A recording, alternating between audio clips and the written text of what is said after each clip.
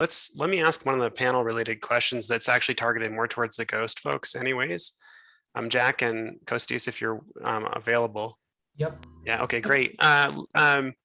So let me see here. So Janya was asking a question, in particular in the Ghost thread, and I think it's bears some, is a good discussion that, which is she's saying that this bears some similarities to things like scheduler activations and user level threading. Can you just clarify like where Ghost and Syrup sit with respect to things like scheduler activations and user level threading libraries? Sure. I'll speak to Ghost and then real quick, Sure. and then I'll Kostis handle Syrup. So scheduler activations basically allows a user level thread, right? Like green threads, let's say. It lets a scheduler for that react to the assignment or removal of a CPU to the application, but it ultimately can't control that sort of assignment. Whereas Ghost is distinct because it's actually scheduling the kernel threads itself. So in essence, it has complete control over assignment and removal of CPUs, even on the microsecond scale. And as a follow-up, what's the relationship between the two? Well, it would probably make sense to use Ghost to in turn implement scheduler activations. You could implement it on top of Ghost, but it's distinct from it. And then was there something else about after scheduler activations? I forgot. That's mainly it, and that's in relationship to user level threading. It seems that the approach that Ghost takes is kind of a kernel thread centric model, right? Yes. So sorry, just to clarify a little bit on that, we do absolutely support user level threading models. For example, in the evaluation of search in the paper, the application is making use of a Google specific user threading model called Fibers, which was recently open sourced as UMCG in Linux. The benefit of using Ghost with a user level threading model is that the scheduler has visibility into what request an application is processing on a kernel thread, which can change from moment to moment. So at one time, it could be processing a low latency request, at another time, a batch request, and the scheduler can make placement decisions or preemption decisions based on that information of what is actually running in context of that thread. Perfect. Thank you. Max, is your mic working? Sorry. Kostis, if you want to jump in there. Can you hear me? Yes, I can now. Excellent. Let me get back to that. Sorry to mix things into a weird interleaving here, but thanks for indulging me. Okay. Where did that leave us? Rob, do you have more questions from Slack? Yeah. So another question that actually is a very panel type question is Stephen Hand from Google asks, could you implement dark using Ghost? And if not, why not? 100%. It's a scheduling policy. Ghost is not a policy in itself. It's scaffolding for policies. So absolutely, just like we implemented Shinjuku, I think we can absolutely implement other scheduling policies. And Max, do you want to add to that? And Dax, Sorry, okay, go ahead, Max. Sorry. I think it's actually very interesting because one of the problems with eBPF is that indeed it's going to inline code in the probes in each time the functions that are calling the probes are made. But you can actually use more probes and do this kind of scheduling decisions out of band. So one of the things we do with Dark is to periodically recompute the demand of each of the request types. And maybe by using eBPF probes, we will be able to offload that out of the critical path and to have a real out of band decision. So there's some trade-off here and there on how much you're willing to pay in terms of overhead for these workloads and the flexibility that a system like Ghost could bring you, I think. So just to add something. Oh, go ahead. Just to add something to what Max said. So I think we could even use like Syrup to deploy the parsing functions to the NIC and direct to the packets, directly to the core where it's supposed to go, and like avoid the bottleneck of having like a single core, like of the dispatching the end host and all of the stuff as well.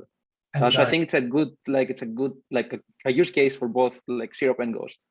I have two more questions for Max and Irene, and then let's. I have one more question I want to ask the entire panel still. So one of the things I wanted to give you guys a chance to talk about is this model makes a lot of sense, but workloads change over time. So how does Persephone work when when it turns out that the ratio of heavy hitters to kind of small requests changes, and like the amount of your CPU utilization starts to drop because you've reserved too much or too little capacity for the heavier computation? What do you do in that case? Yeah, absolutely. Well, we have an online profiler that is able to periodically recompute the demand and the ratio of each of the types of requests. So we have a figure in the paper that shows what happens when the short requests become long and the long requests become short, and we can detect that and readjust the allocation. Now, we also found that in the kind of adversarial case where the classifiers are wrong and you're not really able to identify what is what, the worst case you will fall back is a centralized first come first serve policy, because you'll have some sort of random share of each type of request in each of the classes. That actually partially answers the last question I had for you. I wanted to ask a little bit about, I believe that like most applications probably fall, specifically the ones that, kernel bypass type frameworks are targeting. Like they tend to be fairly regular in the amount of compute they consume, probably based on the type of the request. But also there are like requests that, the amount of computation they consume is a function of the arguments. And I wondered a little bit if you guys had considered cases where like you opened up the classifiers in a way that allows you to be more expressive than just like an individual operation type. Oh, so the classifier is actually very flexible because we're just taking a pointer to a function that programmers are going to give us. So if they want to go on and give us something very complex, they could, but it has some inherent trade-offs. Like we're targeting microsecond scale workloads. So if you have to spend a lot of cycles just doing some heavy classifications, it's going to be harder to meet your performance guarantees. There's a lot of subtlety actually in that question. Yeah.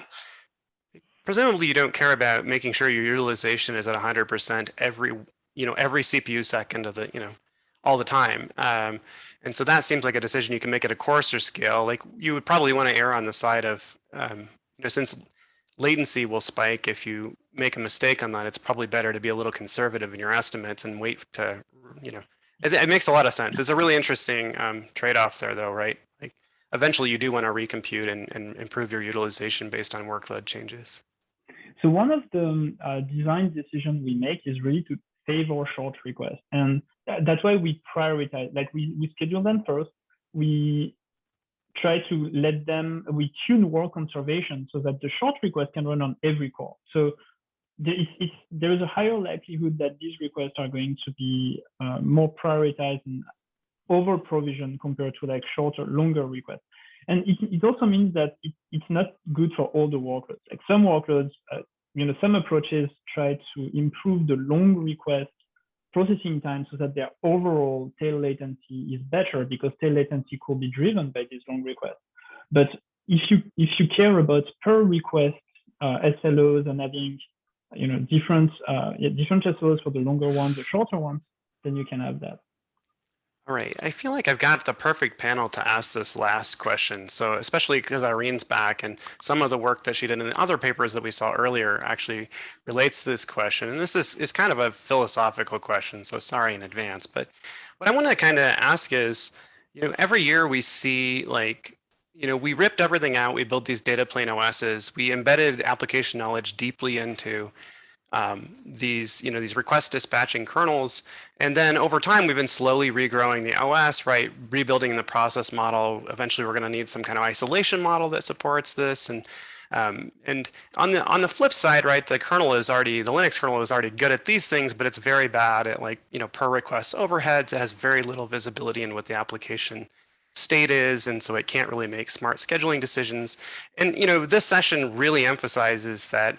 Max and Irene's paper is really showing that a new way to embed information into that process. And on the flip side, the first two papers are kind of showing how to drag some of that application information down into the kernel. So I guess the question is, 5 years from now, like when we come back to SOSP, right? how much will these two approaches have converged? Like, will it be the case that people just use the Linux kernel, or what are the limits of this? In the limit, right, if we're very successful and all the lessons from data plane OSs are applied to the kernel and vice versa, we've been able to rebuild as much as we want to of the data plane OSs.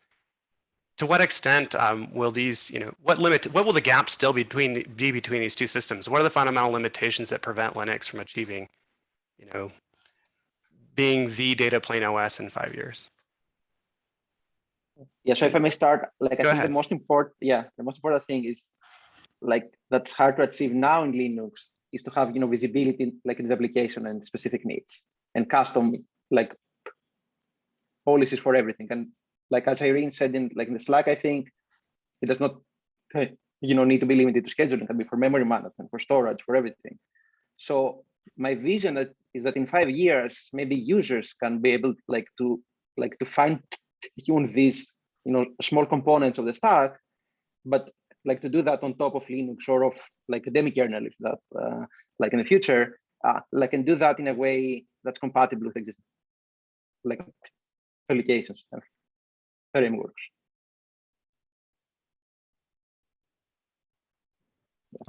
I think, yeah, I agree. I mean, I think there are a lot of practical concerns with Linux too, in terms of how extremely difficult it is, I think, to extend it or add new functionality to it.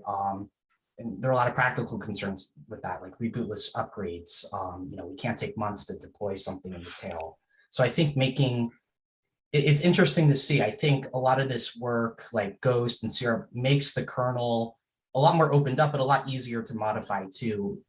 And it shares a lot of things in common with these data plane techniques. So ultimately, we need something that's practical to deploy in production. We need the Linux API so we can support everyone and all the applications that already exist. So I feel like we're going to continue using Linux, and unless we're willing to dump the whole thing out, which I don't think we're going to. I think we're going to keep seeing this trend of just making something like Linux more and more open and extensible. Yeah, so I was going to say, I think it doesn't actually have to be one answer or the other. I think you can end up with like an extremely hybrid situation, possibly, where you're actually running Linux and maybe you're running Ghost, but then each of your applications is running demi-kernel. Like in the data center, you have the ability to sort of like mix and match that way, right? And get something really custom for your application. And it's worth it, right? Because when when I talk to people who are like talking about using it, they're talking about like millions of cores, right? So like, it's not like, small, it's not like you're making these decisions for small reasons. And I was gonna say, because maybe you have an application that runs perfectly fine, with Linux. And then maybe you have another application that is okay with, like a couple microseconds of overhead. But I think with demi-kernel, one of the things that we've really tried to do is sort of push things really to the limit, right? To in some ways almost throw out practicality and be like, what is the fastest data plane OS we could build, right? And what we found when we were building demi-kernel is that like fundamentally, a lot of the abstractions in the Linux kernel are just too expensive when we're talking about nanoseconds. And we're going around measuring things in terms of cycles, right? For every packet, I want to eventually be able to process, millions of packets per second per core. That means for every packet, we've got like thousands, like maybe 1,000 cycles. And there's just, I don't, I think you could get Linux down. I think there was a paper in OSDI, like this OSDI, about running Linux at like tens of microseconds of latency. But like below a single microsecond, it's going to be really, really hard. And some applications will need that and some won't, right? And so, yeah, like that's why I was thinking eventually you'd end up with a kind of mishmash of things. Thanks, Irene. Yeah, just like one more point I want to make on this. It's more like a philosophical point. So I think that we should enable like everyone to customize, their system to their needs, and not just because, like now in order to deploy these systems, you need, the source of like the Google, Facebook, or Microsoft. But like if everyone can customize, their system for their needs, then like a small app developer who has a database, they might be able to run like in one server, like and not two. So so I think it makes sense to make it like as easy as possible, to deploy these extensions to the kernel in the future. Yeah, that was something we really thought about a lot with demi-kernel too, that we wanted it to work with virtualization as well, because it felt like there was all of this hardware out there that and stuff that cloud providers were using, right? Like kernel bypass, maybe Snap, right? That consumers don't get access to, and it would be great if they could. And that means making that stuff easier to use, right? So yeah, I totally agree with Costas. I won't make a prediction of where we end in 5 years, but I think it's this sort of proliferation of application-specific functionality that we are talking about. I think it's just going to accelerate in the next 5 years. Data centers are getting so much more heterogeneous. Moore's law has ended. We have domain-specific accelerators. I mean, things that we had to, specifically for scheduling, right? Previously, you would only have to look at CPU resources when scheduling, but now you have to look at where is the memory for this process that I'm going to schedule? Am I going to offload some of the computation on an accelerator? You have to look across these disparate sort of silos that previously you didn't have to care about. So I think it's an exciting time, 5-10 years. Excellent. All right, oh, Max, okay. It's just to be fair, I'll let you, but we got to wrap it up before we're way over time. Go ahead, Max. I was just gonna kind of piggyback on Neil's point, but maybe there is an also deeper question. Do we want to embed knowledge of those different accelerators into the individual OSs, or are these decisions more made for like, upper layer schedulers like Borg-like systems or Kubernetes or this kind of stuff? Great questions. Well, in 5 years, let's reconvene and then re-ask the question. But it's been great having you all, and congratulations on the amazing work, and thanks for sharing it with us. And I continue to answer the questions on Slack. Some great discussions there. Thank you all. Thank you. Thank you. Good job, guys.